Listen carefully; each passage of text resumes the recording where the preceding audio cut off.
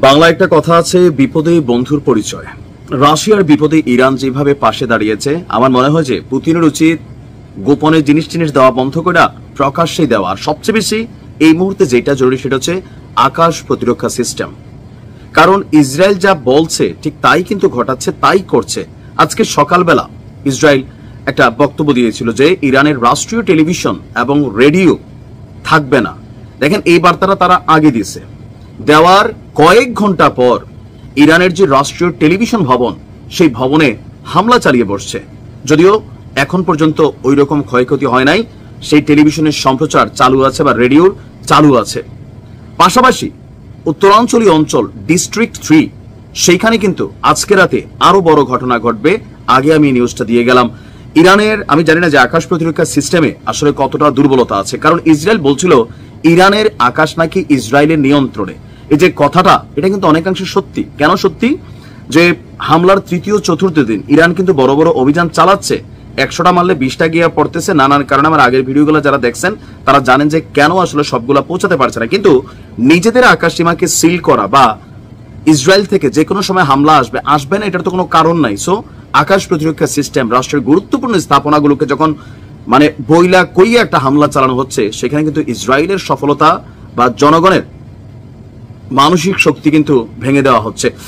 দর্শক, আজকে কিছুক্ষণ আগে আপনার Islamic Republic on Iran broadcasting, যেই ইরানের যে রাষ্ট্রীয় টেলিভিশন ভবনটিতে হামলা চালিয়েছে ইসরায়েল, সম্প্রচারকারকরা স্ক্রিনে প্রদর্শিত টেক্সটে বলছিলেন তাদের সমস্ত অনুষ্ঠান কোনো বাধা ছাড়াই আপনার পুনরায় লাইভ শুরু হচ্ছে। দ্বিতীয় ধাপে বাধা দেওয়ার পর বা হামলার পর কয়েক ঘন্টার ভিতরে বা মিনিটের মধ্যেই, হয়তো ঘন্টাখানেকের মধ্যেই আবার পুনরায় সম্প্রচার শুরু হয়েছে। নিউজ টিকারে বলা হয়েছে ইসরায়েল ইরানের রাষ্ট্রীয় টিভির একটি ভবনকে লক্ষ্য করে হামলা চালিয়েছে।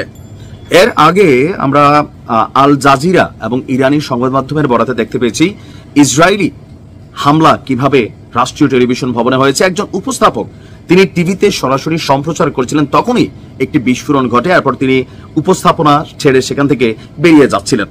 আজকে সকালে ইসরায়েলের প্রধানমন্ত্রী ইসরায়েল কারেজ বলছিল, তার নামটাও ইসরায়েল কারেজ, যে ইরানের রাষ্ট্রীয় টেলিভিশন এবং রেডিও অদৃশ্য হতে চলছে।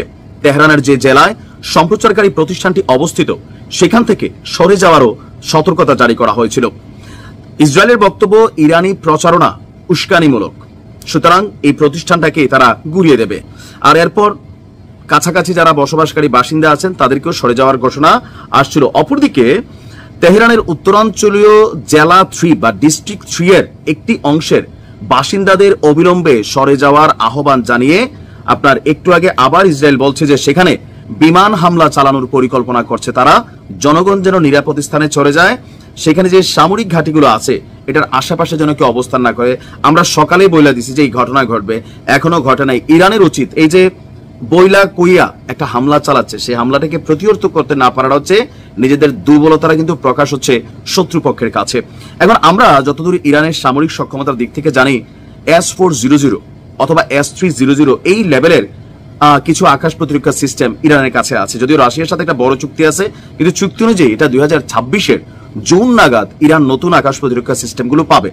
এখন যেহেতু ইমার্জেন্সি, ইরানের উচিত রাশিয়া থেকে সরাসরি এগুলাকে নিয়ে আসা এবং পুতিনের উচিত পশ্চিমাদেরকে বৃদ্ধাঙ্গুলি দেখিয়ে ইরানের পাশে দাঁড়ানো, নয়তো এখানে অনেক কিছুই করবে। ইরান পাল্টা হামলা চালাবে, কিন্তু ইরানের হামলাগুলো 5টা লেয়ারে আটকে যাচ্ছে, কিন্তু ইসরায়েলের হামলা এক লেয়ারেই ঢুকে যাচ্ছে।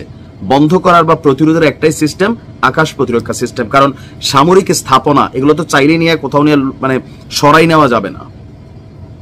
আল্লাহ ভরসা। তবে ইরানকে সচেতন হওয়া উচিত। ভালো থাকুন।